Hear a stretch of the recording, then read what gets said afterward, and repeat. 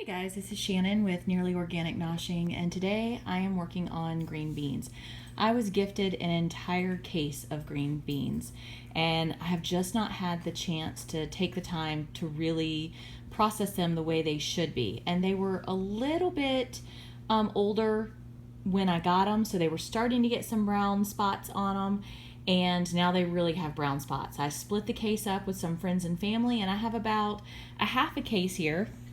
I'm working my way through them right now, and you can see some of them getting some really brown spots on them. So I can't can these because everything I've ever been told about canning is if vegetables are not at their peak of ripeness or just a tiny bit underripe, then you should not can them. You don't want things with spots on them to go into canning. So instead, I am going to cook these ahead of time and freeze them in quart bags in the freezer. So I have seasoned, cooked green beans ready to go. I can just take a bag out and warm them up, and they'll be ready to go. So right now I'm sitting here with Chris watching some TV while I snap green beans. Any that are really bad or super soft, I'm tossing, and I'm just having them separated right here. All these little pieces go out to the chickens. I've already taken one whole bowl of ends out to the chickens, and they are gobbling on those. So I'm gonna keep working my way through, and when I'm done with them all, I'll show you where I'm at. Okay guys,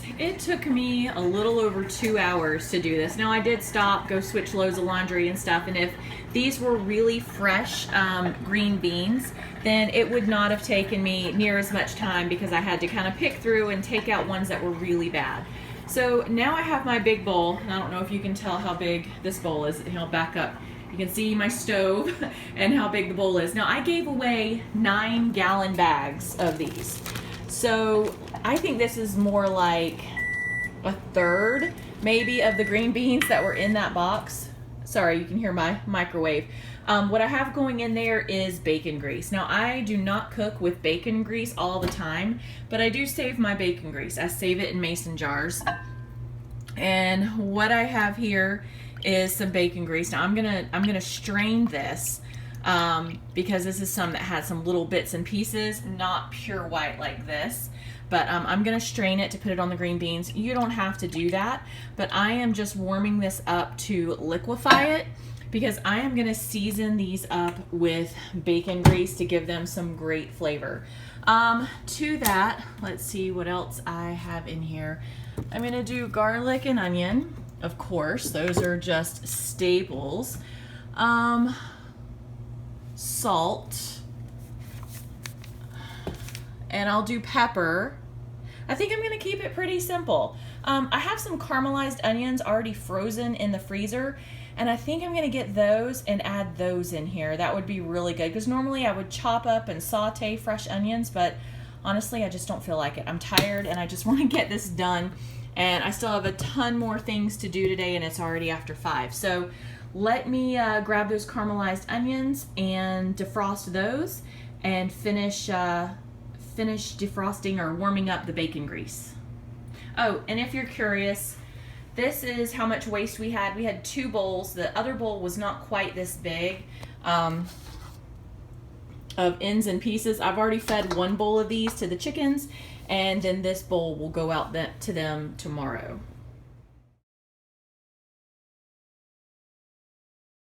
Okay, so these are what the frozen caramelized onions look like. I do herbs, onions, all kinds of things in ice cube trays, put them in the freezer, then put them in a Ziploc bag so that when I'm ready to use them in a hurry, I can. I used to do the same thing with baby food, how I used to do my kids' homemade baby food when they were little. I'd cook and puree whatever it was I was gonna feed them. I'd put it in ice cube trays, freeze it, and then pop them out into Ziploc bags so I could just grab a couple of cubes of baby food and toss it in a container and take it with me when I was on the go.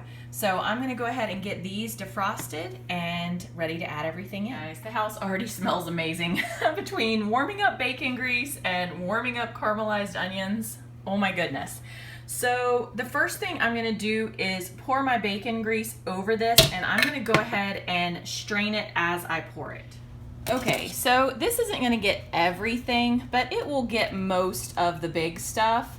So I'm just gonna go ahead and pour it through like this, and I may have to add some other olive oil because I really don't want to use up every bit of my bacon grease because we don't do bacon that much, and I always save it whenever I do it. So you can see what it caught a good portion of the drippings, just the little hard pieces, the little dark pieces that I don't want in there.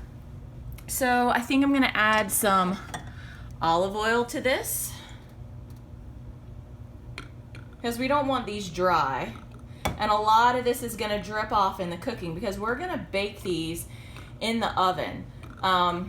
Normally I prefer sauteing them in the pan, but that's not what I'm gonna do today. So I'm just gonna add pepper, and I liberally season my green beans. I like my green beans super seasoned. We're gonna add some salt.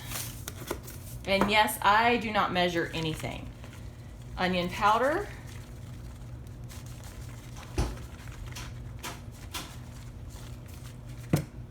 Garlic powder.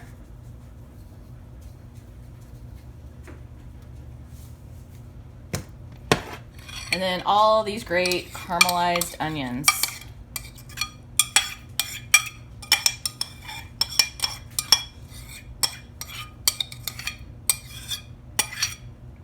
All right, and now I just need to stir and get everything really well mixed and combined.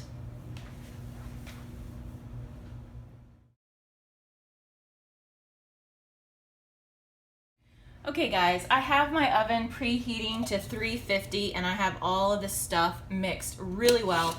I have 4 pans of different sizes. This is what 4 will fit in my oven right now. I have a 3rd rack on order because I really liked having 3 racks in here, and I need to get a 3rd one again. So I probably am gonna need more than 4, but we'll start with 4 for now. And I'm just gonna go ahead and put the green beans, spread them out on the pans with parchment. You don't have to have parchment, but I don't like doing a ton of cleanup, so I am big on the parchment paper. Don't stack them too much on top of each other because you want them to cook pretty evenly. But if a couple of them overlap, no big deal, because we're just gonna bake these at 350 until they're pretty cooked. We want them like, I don't know, 3/4 of the way cooked. At least that's the way I'm gonna do it.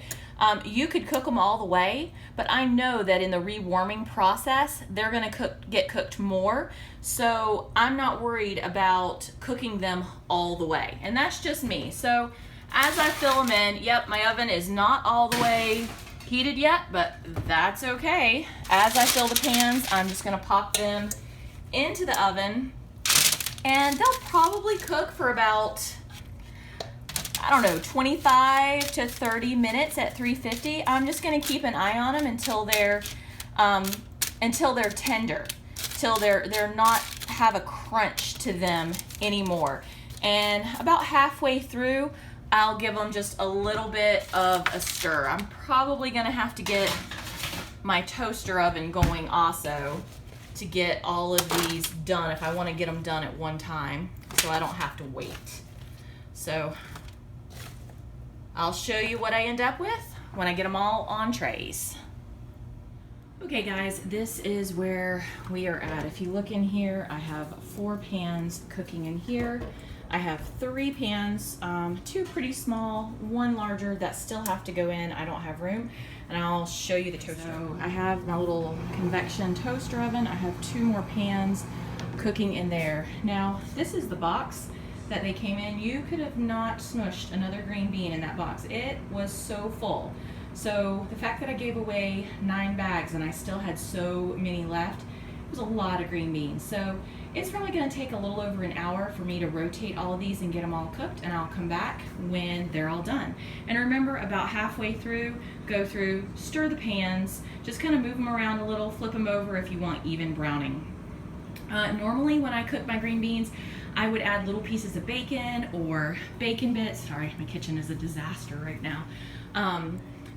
But if you were to add little bacon pieces in now, they would be little charred bits by the time you were done. So if you want to add bacon bits or you want to add bacon in, When you defrost them and you're getting ready to rewarm them, add it in then, and you'll have some great chunky little bacon flavor added in. Okay guys, this is I think 5 pans of the beans right here. I just kind of combined them all onto 2. I still have 3 pans left there, and I'm waiting for those to finish just a few more minutes. These are almost completely cooled down, and I'm just going to save them in quart Ziploc bags. I'm not going to bother with the food saver tonight, so I'll just put them in quart bags, label them with the date, and toss them in the freezer. I'll show you once I have them all bagged up. I thought I would show you a little tip. This is for canning.